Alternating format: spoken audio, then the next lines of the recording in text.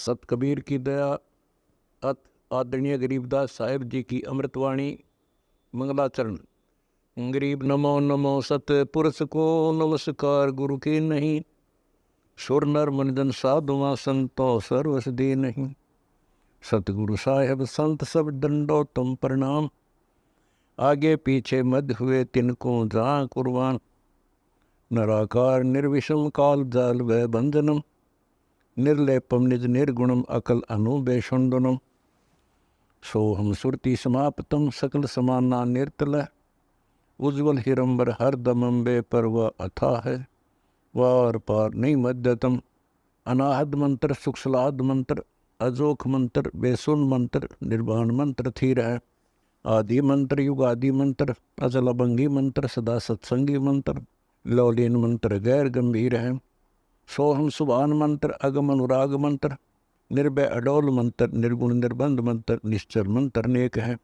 गैबी गुलजार मंत्र, निर्भय निराधार मंत्र, सुमृत सुकृत मंत्र, अगमी अबंच मंत्र, अदली मंत्र अलेख है। फजलम फराक मंत्र, बिन रसना गुणलाप मंत्र, झिलमिल जहूर मंत्र, सर्वंग भरपूर मंत्र, सैलान मंत्र सार है। निरंकार गर्क मंत्र, तेज पुंज परख मंत्र, अदली अबंध मंत्र, अजप्पा निरसंद मंत्र, अविगत अनहद मंत्र, दिल में दीदार है। वाणी विनोद मंत्र, आनंद असोद मंत्र, कुर्सी करार मंत्र, अनबय उचार मंत्र, उज्ज्वल मंत्र अलेख है। साहिब सतराम मंत्र, साईं निकाम मंत्र, पारक प्रकाश मंत्र, हीरंबर पुलास मंत्र, मौले मलार मंत्र, पलक बीच खलक है। कौन ब्रह्मा का पिता है, कौन विष्णु की माँ, शंकर का दादा कौन है, हमको कूदे बता। यह जानने के लिए कृपया सुनिए जगत गुरु तत्वदर्शी संत रामपाल जी महाराज के। जानी ज्ञानी विनती एक हमारा, सोना करियो जो हो मोर बिगाड़ा। काल ने प्रार्थना की है, भगवान ऐसा ना करना मेरा कोई बिगाड़ बन जावे। पुरुष दीन जसमो को राजू, तुम भी देहो होवे मेरा काजू। जैसे परमात्मा ने मेरे को 21 ब्रह्मांड दे दिए, अब मैं आपसे भी कुछ मांगना चाहता हूं, आप भी मुझे कुछ दे दो। तब हम वचन कहा, तब हम वचन तुम्हारा, अब हम वचन तुम्हारा मानी, लीजो हंसा हम सो ज्ञानी। विनती एक करो मैं तो से ताता, वचन बंद मानो हमरी बाता। सतयुग त्रेता द्वापर माही, तीनों युग जीव थोड़े जाही। चौथा युग जब कलयुग आवे है, तब तब शरण जीव बहु जावे। ऐसा वचन हर मोय दीजय, तब संसार गवन तुम कीजय। विनती तोर लीन में जानी, दस विनती तू मो संग कीनी, सो अब बख्श तो है कर दीनी। हमने कहा कि जो तूने मुझसे मांगा मैं तुझे तथास्तु वो तुझे दे दी। और बोल क्या मांगता है। चौथा युग जब कलयुग आया, तब हम अपना अंश पठाया। अब धर्मदास जी को बता रहे हैं कि अब मैं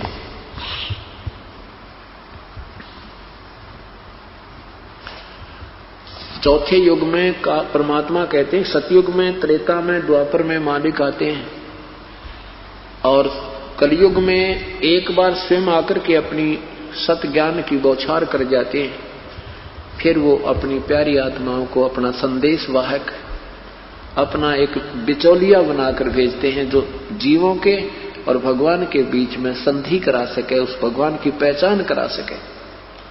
अगर स्वयं परमात्मा आकर गए थे, खुद कहते थे मैं मालिक हूं, मैं परमात्मा हूं, सारी सृष्टि का रचनहार हूं, परंतु कोई ना माना था। अब इस दास की ड्यूटी लाई है उस परमेश्वर ने। वो प्रमाण जो पहले के सब सदग्रंथों के, महापुरुषों के और वर्तमान के सारे मिला जुला के ये पर पक्का सिद्ध हो गया कि कबीर परमात्मा है। अब हमें पूर्ण विश्वास हो जाएगा और हम अपने लोक में चले जाएंगे। यहां हम काल के जाल में फंसे हुए हैं।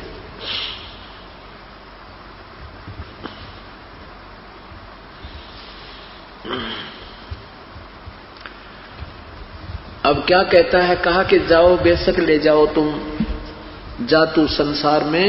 लेकिन क्या कहा ज्योति निरंजन ने कि जो तुम ए साहेब तुम पंथ चलावो, जीव उभार लोक ले जावो। पंथ एक तुम आप चलावो, जीवन को सतलोक पठावो। दयावंत तुम साहेब दाता, एतिक कृपा करो हे ताता। पुरुष साप सोमो को अस कीना, लख जीव नित ग्रासन कीना। पुरुष साप मो को अंश दीन है, लाख जीव नित ग्रासन कीने। जो जीव सकल लोक तुम आवो हो, तो कैसे अक्षुद्धा मेरी बुतावो। अब उस काल ने विचार किया कि अगर सारे ही आपके वहां सतलोक चले जाएंगे तो मेरी भूख कैसे समाप्त होगी। क्या कहा काल ने जब उस देखा ना कि परमात्मा ने स्वीकृति दे दी, तथास्तु कह दिया, वचनबद्ध हो गए, तो एकदम गिरगिट की तरह बदल गया। तो क्या कहा, द्वादश पंथ करूं मैं साजा, नाम तुम्हारा ले करूं आवाजा। तुम एक पंथ चलाओगे, मैं 12 पंथ चलाऊंगा नकली, और तेरा नाम ले लेकर कोई परमात्मा है, जैसे गीता जी में, वेदों में पूर्ण परमात्मा कोई और भगवान भक्ति के योग, उसका नाम नहीं बताया। फिर उसके धीरे धीरे अपने जो अन्य भेजकर सब ब्रह्मा विष्णु महेश तक सीमित करा दिया।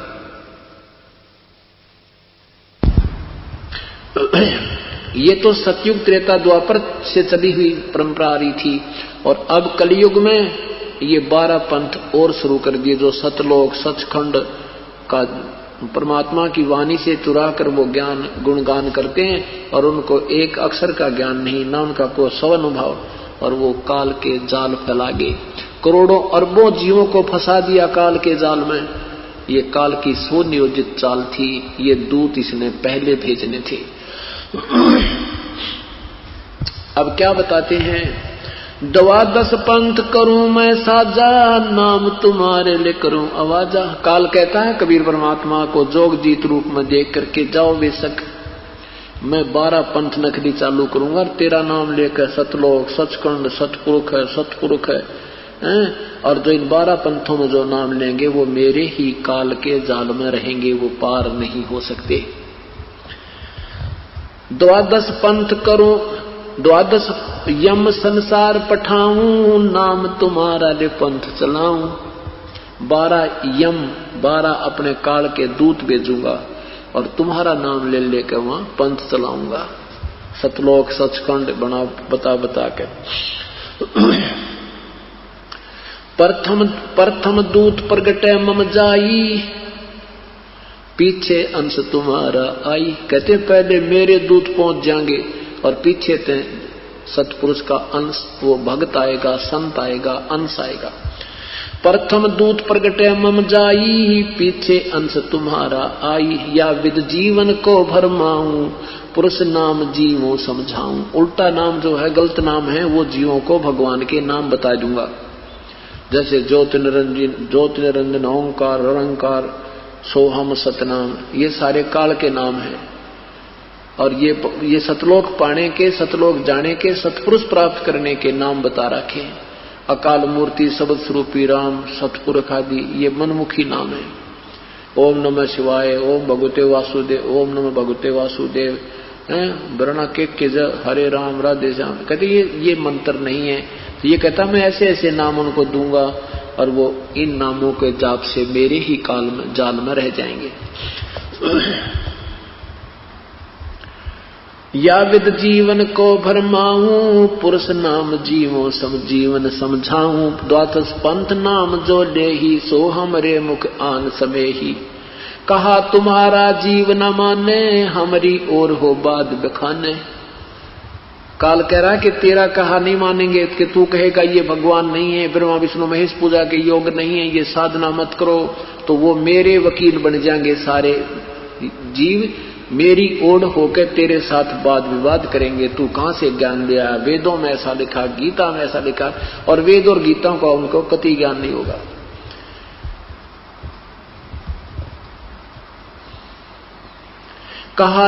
कहा तुम्हारा जीव न माने, हमरी ओर हो बात बखाने। मैं दृढ़ फंदा रचा बनाई ही जामे जीव दिए उलझाई। मैंने ये सब दृढ़ फंदा बना दिया और इस फंद में ये जीव को फंसा दिया, उलझा दिया।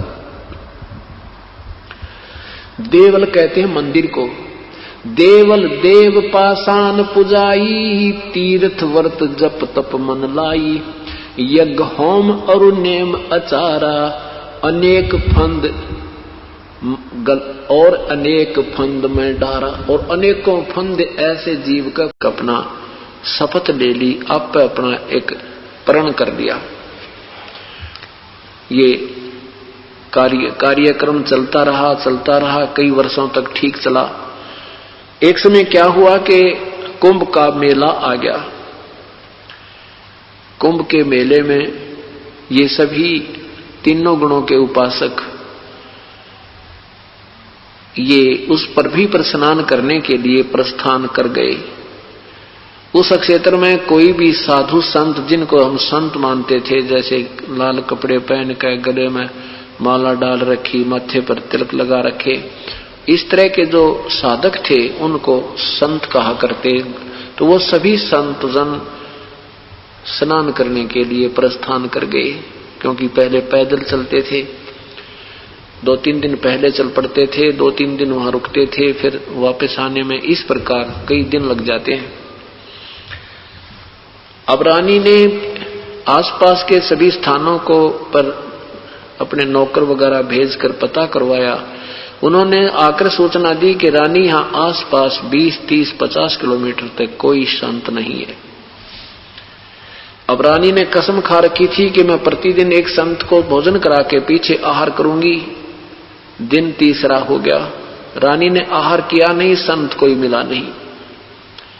तीसरे दिन रानी ने अपनी बांदी से कहा, नौकरानी से कहा कि नौकरानी आज देख ले कोई संत मिल जाए तो, नहीं तो तेरी रानी के आज प्राण नहीं रहेंगे।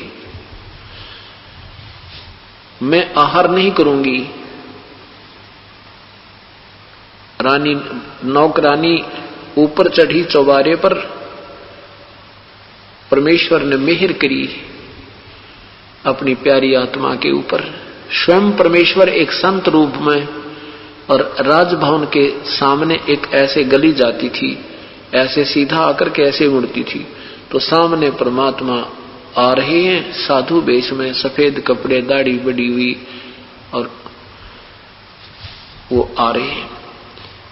रानी नौकरानी तुरंत नीचे आई और कहा रानी से कि महारानी एक संत जैसे ही लग रहे हैं, वस्त्र सफेद हैं लेकिन साधु जैसे ही लगते हैं। रानी ने कहा जा नौकरानी और शीघ्र बुला के ला। नौकरानी जाकर कहा कि हे ऋषिवर, हे संतजन, आपको हमारी रानी याद कर रही है। परमेश्वर ने करुणा में रूप में आए हुए करुणा में जी ने कहा कि आप कौन है बेटी? नौकरानी ने कहा कि मैं नौकरानी हूं। परमेश्वर ने कहा कि आप नौकरानी हो और मुझे रानी क्यों बुला रही है? अगर रानी को आवश्यकता है तो मेरे पास स्वयं आए यहां चलकर, हम ऐसे वैसे संत नहीं है। रानी को गरज है तो यहां आए मेरे पास, मैं यहीं खड़ा हूं, और मैं तेरे कहने से वहां चल पड़ूं, उधर से उसका राजा कोई कह दे तू किसने बुलाया है, और वही ऐसे संत का अनादर होने से उस घर में हानि हो जाती है। इस तरह के परमात्मा ने वचन कहे तो नौकरानी भाग कर गई, दौड़ी दौड़ी गई, रानी से कहा कि रानी, संत जी की ये शर्त है कि रानी स्वयं आवे। रानी ने कहा नौकरानी मेरे बाजू पकड़, मुझे सहारा दे। रानी वहां से चली, आके आते ही चरणों में दंडवत, ऐसे चरणों में शीश रखा और कहा, हे प्रभु, आप तो कह रहे हो कि मुझे बुलाने आवे रानी, अब मैं अपने भगवान को चाहती हूं अपने कंधे पर बैठा कर ले जाऊं, पर मेरी हिम्मत नहीं आज। परमात्मा ये देखना चाहते थे कि इस लड़की में कितनी श्रद्धा है। कहा बेटी, मैं ये देखना चाहता था तेरे में कुछ आस्था भी है या तू वैसे भूखी मर रही है। परमात्मा ने कहा चल बेटी आगे। रानी ने भोजन अपने हाथों बनाया, हाथों बनाया तो कहा ले भगवान भोजन पाओ। परमात्मा ने कहा बेटी मेरा तो शरीर आहार करने का नहीं है, मेरा शरीर ये 5 तत्वों से बना नहीं है। ऐसे हाथ लाकर दिखाया देख पकड़ बेटी हाथ, जैसे रुई जैसे हाथ होते हैं। रानी कहने लगी मेरे काम के को ना, आपका कैसा शरीर है, आप भोजन पाओ तो मेरी जान बचा, नहीं तो मैं भी आहार नहीं करूंगी। समर्थ उसी को कहते हैं। कहा ठीक है बेटी रख दे। परमात्मा ने वो सारा आहार कर दिया और कहा बेटी एक बात सुन मेरी, तुम ये जो साधना आप कर रहे हो ये कौन से शास्त्र से प्रमाण लिया तूने? ने बोले जी प्रमाण क्यों था, हमारे गुरु जी ने बता दिया हम कर रहे हैं। नहीं, शास्त्रों के अतिरिक्त जो साधना की जाती है वो व्यर्थ होती है। आपके गुरुदेव ने जो तुम्हें साधना बता रखी है, रानी ने वो जंतर मंत्र बताए, कहने लगे इससे तेरी जन्म और मृत्यु कभी नहीं मिटेगी और ये मंत्र तेरे ठीक नहीं बेटी। रानी ने कहा कि हे रिसीवर, हे संत जी, ये तो मैं देख रही हूं काफी दिनों से, जितने भी संत आते हैं वही यही कहते हैं तुम्हारा नाम ठीक नहीं, तुम्हारी ऐसी साधना ठीक नहीं। ये संत एक दूसरे से ईर्ष्या करते ही है, हमारे गुरुदेव ने जो बता रखा मेरे लिए फाइनल है। ऐसा टूक सा पकड़ा दिया। अब परमात्मा ने सोची कौन से तरीके समझा इन बोली आत्माओं को। इन नादान संतों ने बैठा दिया, गुरुआ गांव बिगाड़े संतो गुरुआ गांव बिगाड़े, ऐसे कर्म जीव कला दिए ईव जड़े नहीं जाड़े। अब परमात्मा के पास सारे तरीके हैं अपनी प्यारी आत्मा को अपने चरणों में लेने के लिए, काल के जाल से छुटवाने के लिए। क्या कहा प्रभु ने? कहने लगा बेटी वैसे तो आपकी इच्छा है, बाकी मुझे कोई शौक नहीं किसी की निंदा करने का, परंतु एक बात बता देता हूं तेरे को, ना मैंने तेरे से कोई लालच, ना कोई तेरे से मैं दीक्षिणा मांगी, आपने प्रार्थना की तो यहां पर मैं उपस्थित हुआ। पर बेटी एक बात सुन ले, आज से तीसरे दिन तेरी मृत्यु से आगे तेरे श्वास नहीं है और इसमें ना तेरे गुरुजी बचाव कर सकते, ना तेरे भगवान कर सकते। यदि तूने अपना जीवन चाहिए और मुक्ति चाहिए तो मेरे पास पूरी व्यवस्था है। अब रानी ने सोची सचमुच ये महापुरुष, इनका शरीर भी कुछ और ही तरह का है और अपनी मृत्यु का नंबर आवना तब ये भूल जाता है इंसान कौन क्या है। और उस समय संतों की बातों पर विश्वास बहुत किया जाता था कि संत के वचन खरे पूरे निकल जाते हैं। अब रानी ने सोचा कि हे भगवान फिर मुझे क्या करना होगा मेरी जीवन रक्षा के लिए, कि आपने मेरे से दीक्षा लेनी होगी और साधना सब त्याग देनी होगी और उस पूर्व गुरु में आस्था नहीं रहनी चाहिए तेरी। एक का साध्य सब सदै, सब साध्य सब जा, दो पैर दो घोड़ों दो नौकाओं पर पैर नहीं रखना चाहिए। अब एकदम ये सारे काम क्यों कर हो? परमात्मा ने कहा रानी बड़ी असमंजस में पड़ गई कि वो गुरुदेव तो मुझे बहुत दिनों से मैं उसे परिचित हूं, अब उनको कैसे क्या कहूंगी। मन में बहुत शंकाएं, काल का जाल बहुत फैला हुआ है, लोग लाज शर्म बन जाती है। परमात्मा कहते हैं यही तो तुम्हें डबो रही है, यही जब तक तुम बिल्कुल एक तरफ नहीं होगी ये काल का ये जाल हटेगा नहीं भाई। दोगला चालोगे तो कतई मदद हमारे से नहीं मिलेगी, दो तरफा नहीं चलना। परमात्मा काफी देर बैठे रहे, रानी बिल्कुल असमंजस में पड़ गई, बहुत ज्यादा गहराई से सोचने लगी उस गुरुदेव को कैसे जवाब दूंगी। परमात्मा कहा ठीक है बेटी मैं चलता हूं, अंतर्यामी सारी जाने थे इसमें के उथल पुथल हो रही है। तो रानी चरणों में गिर गई, कहने लगे भगवान जो तुम कहोगे मैं वही करूंगी, मेरी जान बच जावे। अब ठीक है उपदेश ले।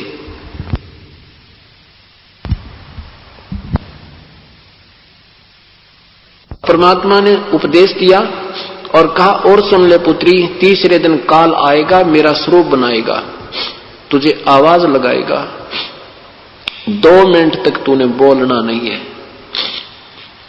उसकी तरफ देखना भी नहीं है 2 मिनट तक, वो सिमरण करना जो मैंने तुझे दाप दे दिया है। 2 मिनट सिमरण करने के उपरांत तू उसके शरीर को देखेगी तो उसका वास्तविक शरीर होगा, मेरे वाला शरीर नहीं रहेगा। एक बार तू देखना उसका दर्शन करते ही तो नाम जाप करने शुरू कर देना, और 2 मिनट के बाद फिर उसकी तरफ दृष्टि देखना, उसका वो जो कवर मेरे वाला डुप्लीकेट चढ़ा के आएगा वो सब हट जाएगा। इस मंत्र में इतनी शक्ति है। और वो समझ जाएगा कि ये लड़की परम संत की शरण में है। परंतु इसमें एक मर्यादा है कि हमारा नियम मत तोड़ देना। पुण्यात्माओं, ये सत्कर्म मान लेना, इस परमेश्वर से मैं 17 साल से परिचित हूं। जिसने पूर्ण रूप से हमारा नियम निभाया है उसका कोई किसी प्रकार का कोई आकाज नहीं हुआ, कोई नुकसान नहीं हुआ, किसी प्रकार का हुआ है तो बहुत जबरदस्त हानि होनी हो और वो थोड़े में टली है। ऐसे ही परमेश्वर ये पूर्ण ब्रह्म समर्थ हैं, सर्वशक्तिमान है, दुनिया के दुख दूर करते हैं। हम उसी परमेश्वर की आत्मा है। अब इंद्रमती को पक्कम पता था कि संत जो कह रहे हैं ये सत्य है, और दिन 3 थे, कोई मर्यादा भंग नहीं होने दी, बिल्कुल साधारण रूप से लगी रही, विशेष कसक के साथ। तीसरे दिन दोपहर के बाद 4 बजे सी काल आया सतगुरु रूप में, आवाज लगाई कि इंद्रमती। रानी ने देखा गुरुदेव आगे। परमेश्वर ने कहा था कि उस दिन मेरे रूप में काल आएगा, तू उठ के सत्कार भी मत करना उसका, अन्य समय में। उसके बाद अगर गुरुदेव का सत्कार नहीं करोगे तो तुम नाम रहित हो जाओगे, लेकिन ये मेरा आदेश है उस दिन के लिए बेटी। अब सामने देखा वो परमेश्वर रूप में, अपने गुरुदेव के रूप में, और काल आया कि इंद्रमती क्या कर रही है बहन। इंद्रमती ने देखा कि ये तो सचमुच आ गया, क्योंकि गिग्गी तो बंध ही रही थी और उंगलियां पर गिन रही थी। तीसरा दिन और लास्ट समय चल रहा था। उसी समय सिमरन शुरू कर दिया जो मंत्र दिया था। 2 मिनट के बाद डरती डरती आंखें खोली तो उस काल का वो स्वरूप बदल गया था। ओरिजिनल स्वरूप जो यम का था, काल का स्वरूप उसके ऊपर यूं का यूं दिखाई दे रहा था। तो उस काल ने भी देखा कि इसके मंत्र से तो मेरा वो कवर हट गया, तो जान गया कि इसके मंत्र में शक्ति है। आगे नहीं बढ़ा, फिर वो वहीं खड़ा हो गया। कहने लगा इंद्रमती अब तो तू बच गई, तुझे फिर देखूंगा। इस बात से इंद्रमती गदगद होगी, हे भगवान सचमुच आज तो बात बिगड़ जाती यदि मैं आज परमेश्वर की शरण में नहीं होती। अब वो तो चले गए, काल तो चला गया। रानी फूली नहीं समावे, कभी नौकरों को बतावे, कभी राजा के पास गई कि आज मेरी मृत्यु होनी थी, मैंने जो गुरुदेव बनाए उसी कृपा से मेरी मृत्यु टल गई। राजा कहता है कि तेरा भी दिमाग खराब हो रहा है, क्योंकि राजा नास्तिक था। नास्तिक था, वो परमात्मा की तरफ आस्था नहीं करता था और रानी को मना नहीं करता था। ये भी उसमें एक विशेष खासियत थी।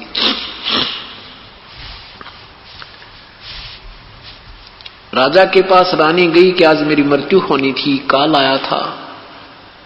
अब राजा कहता है कि तू सारा दिन ऐसे ही ड्रामेबाजी करती रहती है और काल आया होता और तुझे छोड़ जाता। ऐसे ही तुम जो है ना बहका दे कोई, उससे की बात मान जाती हो।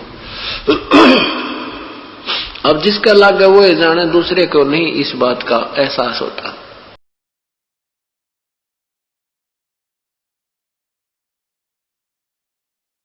उनको देख दुख पाए ना खूब हुई तकरार निरंजन गेल तेरी वा, खूब हुई तकरार निरंजन गेल तेरी, तुम कर दो पल में पार हो जा रजा तेरी, तुम हो जा रजा तेरी, हो रजा तेरी महाराज, हो जा मेर तेरी राज, जिस पे रजा तेरी, तुम कर दो पल में पार।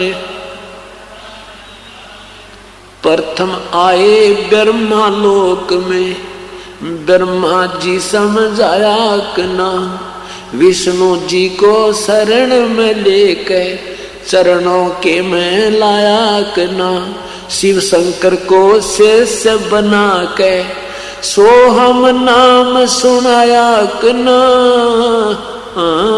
वहाँ आपकी खूब हुई जयकार पहुँचे शिवपुरी। आपकी खूब हुई जयकार पहुँचे शिवपुरी। तुम कर दो पल में पार हो जा रजा तेरी। तुम पल में पार हो जा रजा तेरी। हो रजा तेरी महाराज हो जा मेरे राज जिस पे रजा तेरी। तुम कर दो पल में पार।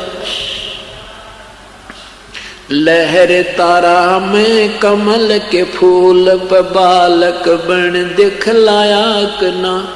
नीरू नीमा गए नानकू वहाँ जुलाहे को पाया कना।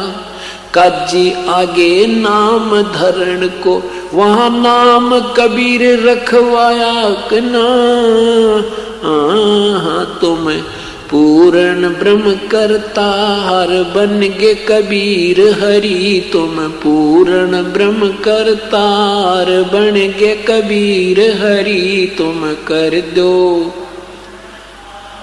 हो जा रजा तेरी। हो रजा तेरी महाराज जिस पे मेहर तेरी महाराज हो जा रजा तेरी। तुम पल में पार हो जा।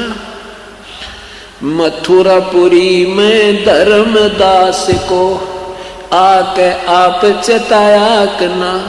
वो कर्म कांड में उलझा प्राणी सतमार्ग दिखलाया कना।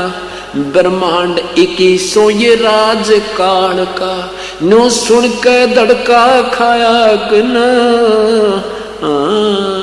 तुमने दे दिया सबद सार गीता दूर धरी। तुमने दे दिया सबद सार गीता दूर धरी। तुम कर दो ओ रजा तेरी महाराज जिस पे मेर तेरी महाराज हो जा रजा तेरी। तुम कर दो बलख बुखारे में संत कैद किए आके आप छुटवाए कना। मैला ऊपर ऊंट मैला ऊपर ऊंट महल शराब बताए कना। मैला ऊपर ऊंट महल सरा कहीं सुन के चक्कर आए कना। बंदी होकर सेज बिछाई तन 3 कोरड़े खाए कना। तुम नर से बन गे नार ओढ़ा चीर जरी। तुम नर से बन गे नार ओढ़ा चीर जरी। तुम कर दो पल में पार हो रजा तेरी महाराज हो जा राज जिस पे रजा तेरी। तुम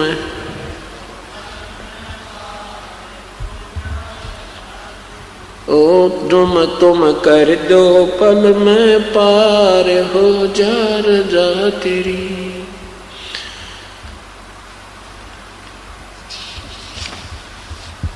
रामानंद योग में उलझे शस हो के सुलझाए कि ना। सुपच सुदर्शन को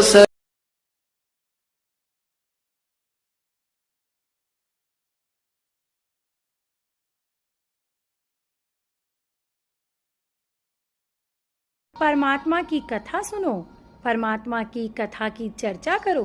इसके अतिरिक्त जो भी बातें करते हो, सुनते हो, वह सब व्यर्थ है। ऐसे ही आध्यात्मिक वीडियो देखने के लिए हमारे चैनल विश्व विजेता संत रामपाल जी महाराज को